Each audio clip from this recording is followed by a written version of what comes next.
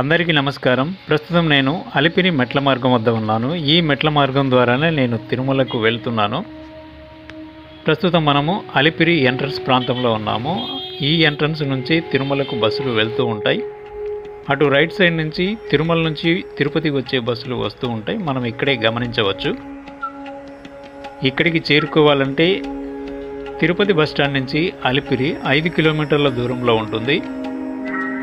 TTD వారు ఏర్పాటు చేసిన ఫ్రీ బస్సులు కానీ లేదా పబ్లిక్ ట్రాన్స్పోర్ట్లో కానీ మనం ఇక్కడికి చేరుకోవచ్చు. ఈ రెండు లేకపోతే ప్రైవేట్ ట్రాన్స్పోర్ట్ అయిన ఆటోలు, జీపులు కానీ అవైలబుల్గా ఉంటాయి. ఆ సౌకర్యాన్ని కూడా మనం ఉపయోగించుకొని ఈ అలిపిరి మెట్ల మార్గం వద్దకైతే చేరుకోవచ్చు. ఇక్కడికి చేరుకున్న తర్వాత మనకు లెఫ్ట్ సైడ్లో భూదేవి కాంప్లెక్స్ అనేది ఉంటుంది. ఈ కాంప్లెక్స్లోనే మన దగ్గర ఉన్న లగేజ్ను అక్కడ డిపాజిట్ చేస్తే, లైక్ బ్యాగ్స్ లాంటివి ఏమైనా బరువైన వస్తువులు ఉంటే అక్కడ డిపాజిట్ చేస్తే తిరుమల చేరుకున్న తర్వాత ఆ లగేజ్ని మనము కలెక్ట్ చేసుకోవచ్చు. ఈ సర్వీసును టీటీడీ వారు ఉచితంగా మనకు అందిస్తున్నారు.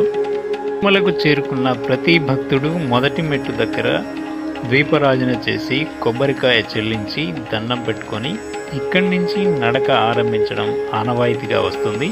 మనం ఇక్కడ గమనించవచ్చు. అలాగే ఆ పైన కనిపిస్తున్న దారి తిరుమలకు వెళ్ళే దారి. అక్కడ వాహనాలు కూడా వెళ్ళడం మనం గమనించవచ్చు. ఇప్పుడు మనం నడక ప్రారంభించాము. ఇక్కడ మనకు ఎదురుగా కనిపిస్తున్నది పాదాల మండపం.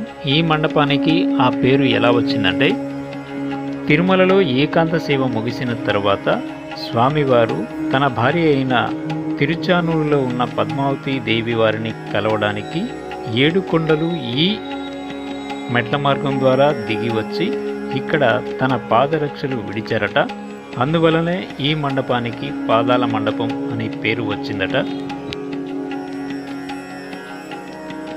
మనం కొంచెం ముందుకు వెళ్తే ఇలా సాష్టాంగ నమస్కారంలో ఉన్న ఒక ప్రతిమనైతే మనం గమనించవచ్చు.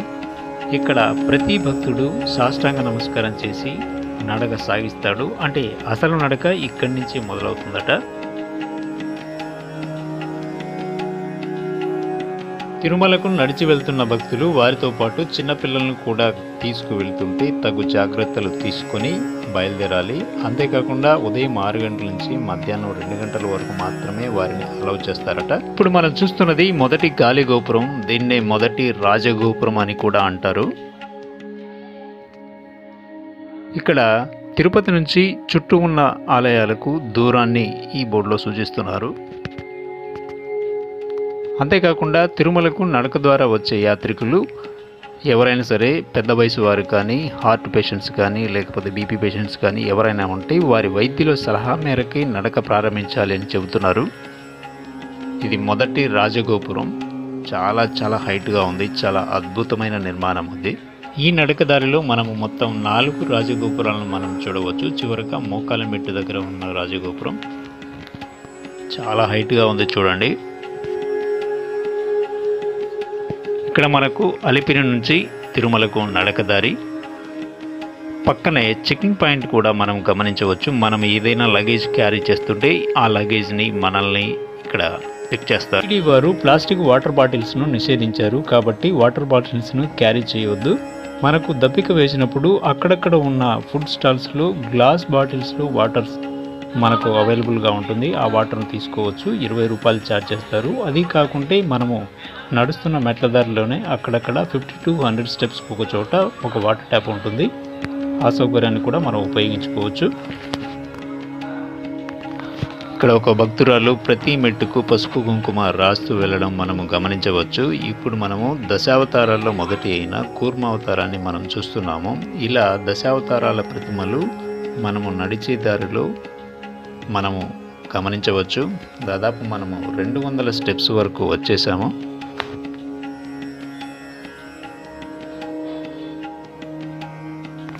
ఇప్పుడు మనకు ఎదురుగా ఉన్నది 2వ రాజగోపురం. దీనిని మైసూరు రాజగోపురం అని పిలుస్తారు. 90sలో ఈ మండపం మీద పిడుగుపడిందట. పిడుగుపడి పూర్తిగా ధ్వంసమైపోయిందట. దానిని టీటీడీ వారు, తిరుమల తిరుపతి దేవస్థానం వారు పునర్నిర్మించారట. ఆల్మోస్ట్ మొదటి రాజగోపురం ఎలా ఉందో సేమ్ టు సేమ్ అలానే ఉంటుంది. చాలా అద్భుతమైన నిర్మాణం చేశారు. రెండవ రాజగోపురం దాటిన తర్వాత ఇక్కడి నుంచి మెట్లు కాస్త నిటారుగా ఉన్నట్లు అనిపిస్తుంది. చాలా నిదానంగా నడవండి. ఇక్కడ మనము గజేంద్ర మోక్షాన్ని చూడవచ్చు. స్వామివారు గజేంద్రుడికి మోక్షాన్ని ప్రసాదించే సన్నివేశం ఇది. చాలా అద్భుతంగా ఉంది కదూ. ఇక్కడ వాతావరణం కూడా చాలా ప్లెజెంట్గా ఉంటుంది. చాలా అద్భుతమైన నేచర్ని మనం ఇక్కడ ఆస్వాదించవచ్చు. మంచి గాలిని తీసుకోవచ్చు. దాదాపు 500 స్టెప్స్ వరకు మనం వచ్చేసాము. ఇక్కడ ఒక భక్తుడు ప్రతి మెట్టుకు కర్పూరాన్ని వెలిగిస్తూ వెళ్ళడం కూడా మనం గమనించవచ్చు.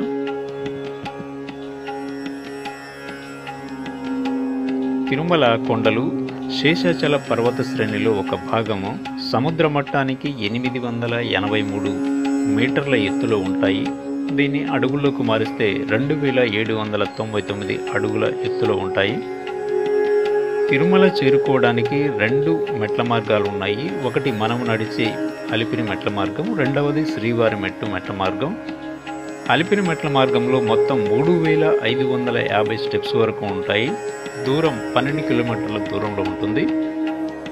అలాగే శ్రీవారి మెట్టు తిరుపతి నుంచి 20 కిలోమీటర్ల దూరంలో ఉంటుంది. మొత్తం మెట్లు 2388 మెట్లు ఉంటాయి.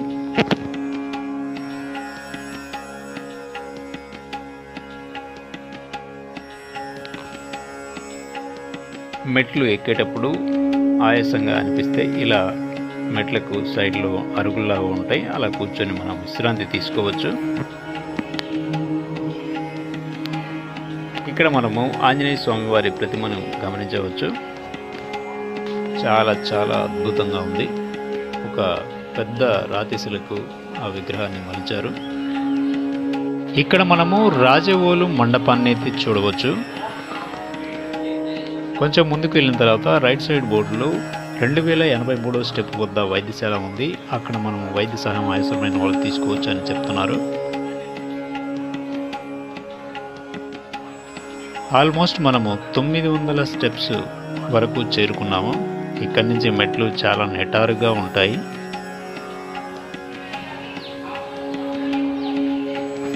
చూడండి, చాలామంది నడవలేక చాలా ఇబ్బంది పడుతున్నారు. అలాగే నడవలేని వారు కాసేపు విశ్రాంతి తీసుకొని మళ్ళీ స్టెప్స్ ఎక్కడం ప్రారంభించడం బాగుంటుంది. అలాగే దారి వెంట నడిచి వెళ్ళే ప్రతి యాత్రికుడు ఎలాంటి ప్రాబ్లం ఫేస్ చేయకుండా ఇక్కడ ఫుడ్ స్టాల్స్, వాటర్ అండ్ టాయిలెట్స్ను ప్రతి 50 నుంచి 100 స్టెప్స్కు ఒక చోట ఉండటం నేను గమనించాను. మనం ఇక్కడ ఒక వైద్యశాల ఉండడం కూడా గమనించవచ్చు. మనకి ఏమైనా వైద్య సహాయం అవసరమైతే ఇక్కడ మనం తీసుకోవచ్చు.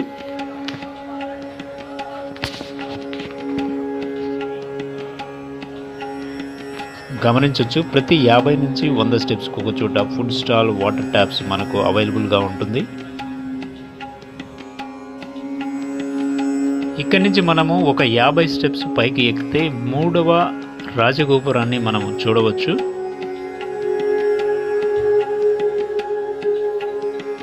దైవానుగ్రహం లేనిది దైవ దర్శనం కాదు అని ఇక్కడ బోర్డు మీద రాసి ఉంది. ఇదేనండి 3వ రాజగోపురం. ఇది మనము తిరుపతి నుంచి లేదా అలిపిరి నుంచి చూసిన ఈ రాజగోపురం మనకు కనిపిస్తుంది. ఇక రాత్రిపూట చాలా బాగా కనిపిస్తూ ఉంటుంది. ఇక్కడ నుంచి వ్యూ చాలా అద్భుతంగా ఉంటుంది. ఇక్కడికి వచ్చిన ప్రతి భక్తుడు కొబ్బరికాయ సమర్పించి ముందుకు వెళ్తారు. 3వ గాలిగోపురం దాటిన తర్వాత మనకు స్టెప్స్ చాలా తక్కువగా ఉంటాయి. నడిచేది ఎక్కువగా ఉంటుంది. ఇక్కడ మనకు రైట్ సైడ్లో ఫుడ్ స్టాల్స్ ఉండటం గమనించవచ్చు. లెఫ్ట్ సైడ్లో ఒక షెడ్ ఉంటుంది. అది ఒక విశ్రాంతి తీసుకోవడానికి అనువుగా దానిని నిర్మించారు. ఇప్పటిదాకా నడిచి వచ్చిన భక్తులు అలసిపోయినట్లయితే ఇక్కడ విశ్రాంతి తీసుకొని మళ్ళీ బయలుదేరవచ్చు. ఈ ఫుడ్ స్టాల్స్లో ఇక్కడ ఫుడ్ తీసుకోవచ్చు. కొంచెం ముందుకు వెళ్తే ఒక హాస్పిటల్ కూడా ఉంటుంది. వైద్య సదుపాయం ఎవరికైనా అవసరమైతే వాళ్ళు వైద్య సదుపాయాన్ని కూడా మనం తీసుకోవచ్చు. ఇక్కడ మనకు food, water, toilets and medical ఎమర్జెన్సీకి కావాల్సిన సౌకర్యాలన్నీ ఇక్కడే ఉంటాయి. మనం ఇక్కడ ఉపయోగించుకోవచ్చు. ఇదేనండి హాస్పిటల్. ఈ హాస్పిటల్లోనే మనకు వైద్య సదుపాయం అవసరమైతే వైద్య సదుపాయాన్ని కూడా స్వీకరించవచ్చు. ఇక్కడ బోర్డు మీద వన్యప్రాణులకు ఆహారం ఇవ్వవద్దు అని రాసి ఉంది. ఎందుకంటే రీసెంట్గానే ఒక చిరుతపులి ఒక చిన్న పాప మీద దాడి చేసిందని మనం టీవీలో వార్తలుగా విన్నాము. ఎందుకంటే అడవిలోని మృగాలకు మరియు అడవిలోని ప్రాణులకు మనం ఆహారం ఇవ్వడం వల్ల అవి ఆ ఆహారానికి అలవాటు పడి నడకదారికి అటు ఇటుగానే సంచరిస్తూ ఉండడం మనం గమనించవచ్చు. అలా సంచరిస్తూ ఉన్నప్పుడు వాటి కోసము వన్యమృగాలు, చిరుతలు, పులులు, ఎలుగుబంట్లు లాంటివి వాటి మీద దాడి చేయడానికి వచ్చి మనుషులపై దాడి చేస్తున్నాయట. కాబట్టి వాటికి ఆహారం ఇవ్వద్దు అని ఇక్కడ సైన్ బోర్డు అయితే రాసి ఉన్నారు.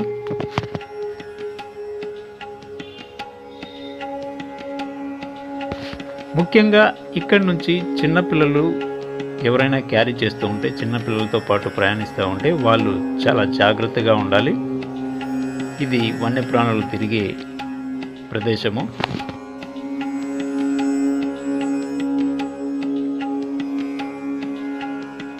మీకు అవసరమైన చోట 50 to 100 స్టెప్స్కు ఒక చోట మనకు ఫుడ్ స్టాల్ అయితే ఉండడం గమనించవచ్చు. స్వామివారు ఇక్కడ దశావతారాల్లో వెలసిల్లాడు అని చెప్పుకున్నాం కదా. వాటిలో మొదటిది మత్స్యావతారము, రెండవది కూర్మావతారము, మూడవది వరాహ అవతారము, నాలుగవది నరసింహావతారము, ఐదవది వామన అవతారము, ఆరవది పరశురామ అవతారము, ఏడవది రామావతారము, ఎనిమిదవది కృష్ణావతారము, తొమ్మిదవది మోహిని అవతారం, చివరగా 10వది కల్కి అవతారం. ఇలా దశావతారాల్లో స్వామివారు వెలిశారట. ఈ అవతారాలు ప్రతిమలను మనము వెళ్ళేటప్పుడు లెఫ్ట్ సైడ్లో అక్కడక్కడ గమనించవచ్చు.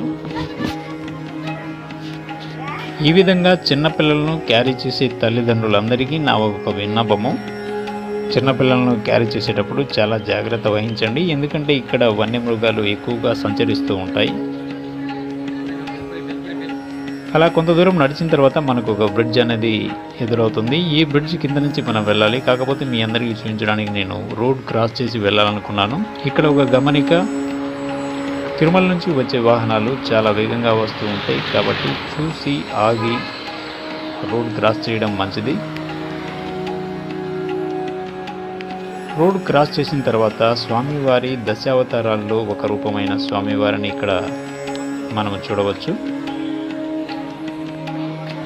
కృష్ణావతారము. తిరుమల కొండలు శేషాచల పర్వత శ్రేణిలో ఒక భాగము. ఇవి సముద్ర మట్టానికి 883 మీటర్ల ఎత్తులో ఉంటాయి. అడుగులకు మారిస్తే 2799 అడుగుల ఎత్తులో ఉంటాయి. ఇవి 7 కొండలు ఆదిశేషుని 7 తలలను సూచిస్తాయి. ఈ 7 కొండలకు 7 పేర్లు కూడా ఉన్నాయి. అవి 1 వృషభాద్రి, 2వది అంజనాద్రి, 3వది నీలాద్రి, 4వది గరుడాద్రి, 5వది శేషాద్రి, 6వది నారాయణాద్రి, చివరగా 7వది వెంకటాద్రి.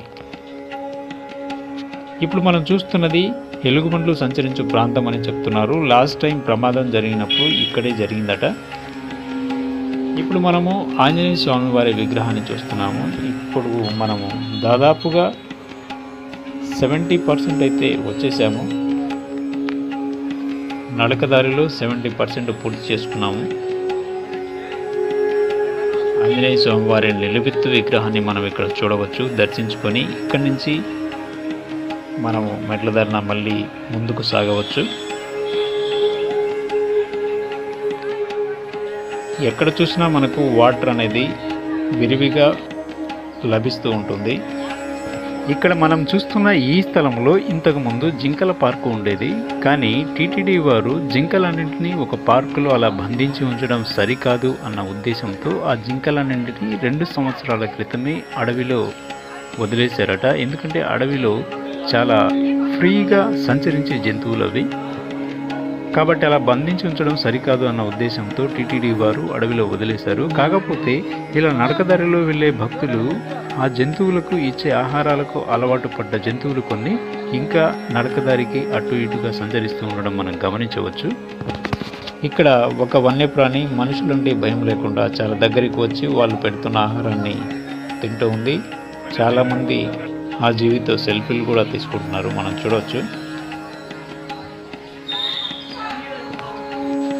ఇక్కడ లక్ష్మీ నరసింహస్వామి ఆలయాన్ని అయితే మనం దర్శించుకోవచ్చు.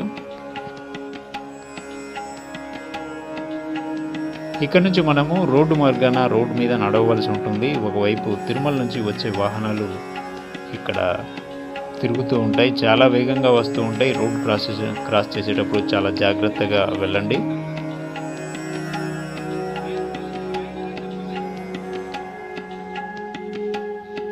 రోడ్ క్రాస్ చేసేందుకు వీలుగా కింద నుంచి నడిచిపోకుండా పైనుంచి ఒక వంతెనను తిరుమల తిరుపతి దేవస్థానం వాళ్ళు నిర్మిస్తున్నారు, మనం చూడవచ్చు. ఇక్కడ ఇలా రోడ్ క్రాస్ చేసి రోడ్ పక్కన వెళ్ళేటప్పుడు చాలా జాగ్రత్త అండి, వాహనాలు చాలా వేగంగా వస్తూ ఉంటాయి. ఇక్కడ నుంచి అందమైన పర్వత శ్రేణులను మనం చూడవచ్చు. చాలా చాలా దట్టమైన అటవీ ప్రాంతం ఇది.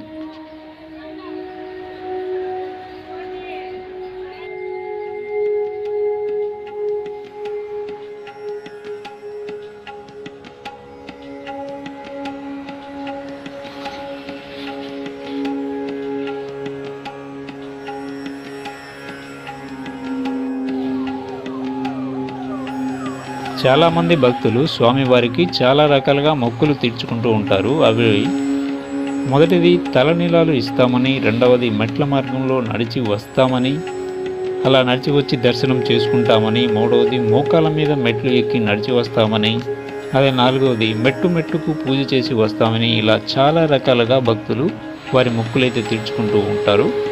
ఇవి మనము నడకదారిలో గమనించవచ్చు.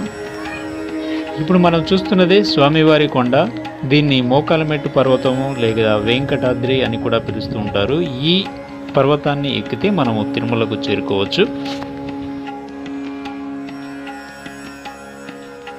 ఇక్కడ మనము లెఫ్ట్ సైడ్లో చూస్తున్నది అక్క దేవతల గుడి, అక్కగార్ల గుడి అని కూడా పిలుస్తారు.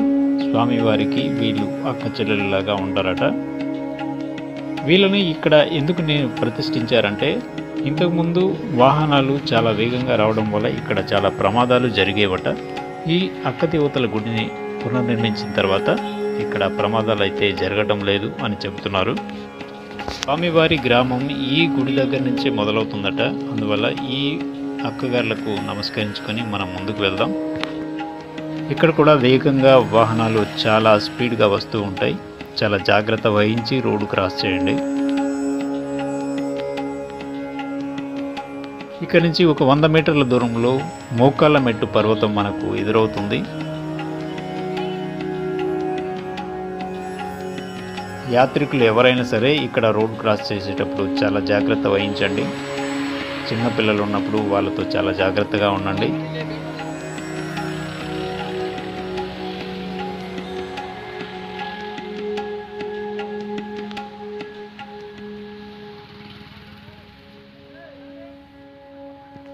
శేషాచల అటవీ ప్రాంతము చాలా దట్టమైన అటవీ ప్రాంతము, వన్యమృగాలు సంచరించు ప్రాంతము కాబట్టి చాలా జాగ్రత్త వహించి మనము నడక సాగించాలి. మనకు ఎదురుగా కనిపించేది మోకాలమెట్టు పర్వతము. ఆ గోపురం దాటి వెనక వైపు ఉన్నదంతా వెంకటాద్రి పర్వతం అంటారు. ఇక్కడ కొన్ని వన్యప్రాణులను కూడా మనం చెట్ల మీద గమనించవచ్చు. చాలా చాలా అందంగా ఉన్నాయి ఇవి కోతులు.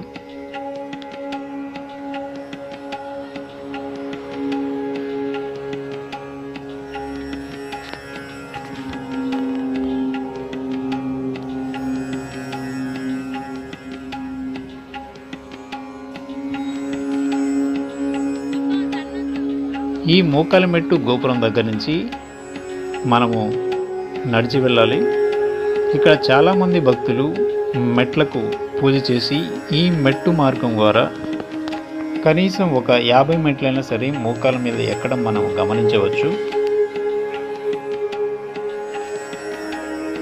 స్వామివారు వారి వారి కోరికలను తీర్చినందుకు గాను, లేకపోతే కోరికలు కోరడానికి ఈ విధంగా మెట్ల ద్వారా మోకాళ్ళ మీద నడిచి వస్తామని మొక్కుకోవడం ఇలా ఆనవాయితీగా వస్తూ ఉంది.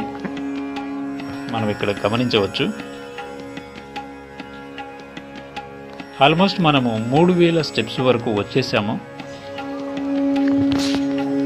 ఇంకా 550 స్టెప్స్ మాత్రమే మిగిలి ఉన్నాయి.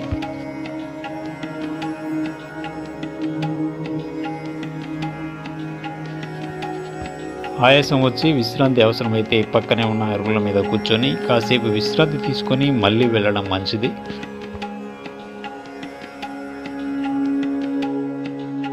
చాలామంది మోకాళ్ళ మీద మెట్లు ఎక్కడం మనం గమనించవచ్చు. చూడండి ఫ్రెండ్స్, మీ అందరికీ నాదొక విన్నపము, చెత్తను డస్ట్బిన్లలో మాత్రమే వేయండి. ఇలా ఖాళీ బాటకి అటు ఇటుగా వేయొద్దండి. దయచేసి అది గమనించండి. భాష్యకారుల సన్నిధి అట ఈ మండపాన్ని మనం ఇక్కడ చూడవచ్చు.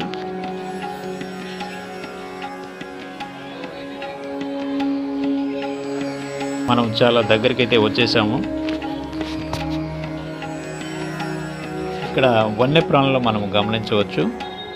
మనుషులంటే ఏమాత్రం జంకు లేకుండా ఇవి వాటి పని అవి చేసుకుంటూ ఉన్నాయి, ఆహారాన్ని సేకరిస్తూ ఉన్నాయి.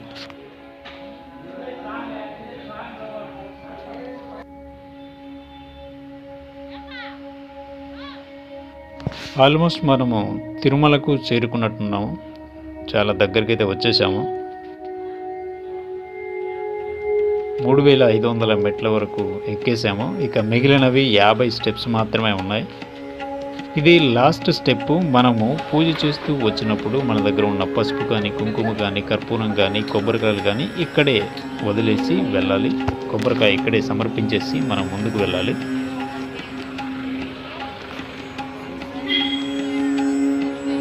కింద ఉన్న భూదేవి కాంప్లెక్స్లో మనము లగేజ్ డిపాజిట్ చేసాం కదా, ఆ లగేజీని ఇక్కడ మనము కలెక్ట్ చేసుకోవచ్చు. చాలా చాలా అద్భుతమైన ప్రాంతం ఇది. ఫ్రెండ్స్, మనము తిరుమలకు వచ్చేసాము. మనము అలిపిరిలో డిపాజిట్ చేసిన లగేజ్ని మనము ఇక్కడ ఉచితంగా రీకలెక్ట్ చేసుకోవచ్చు. అలా రీకలెక్ట్ చేసుకున్న తర్వాత మనము వేంగమాంబ అన్నదాన సత్రం గుండా స్వామివారి ఆలయానికి చేరుకోవచ్చు. ఇలా కొంచెం ముందుకు వెళ్తే మనకు మాడవీధుల్లోకి మనం ఎంటర్ అవుతాం. మాడవీధుల్లో మనకు రైట్ సైడ్న స్వామివారి పుష్కరిణి మనకు కనిపిస్తుంది. ఆ పుష్కరిణిలో ప్రస్తుతం వాటర్ లేవు.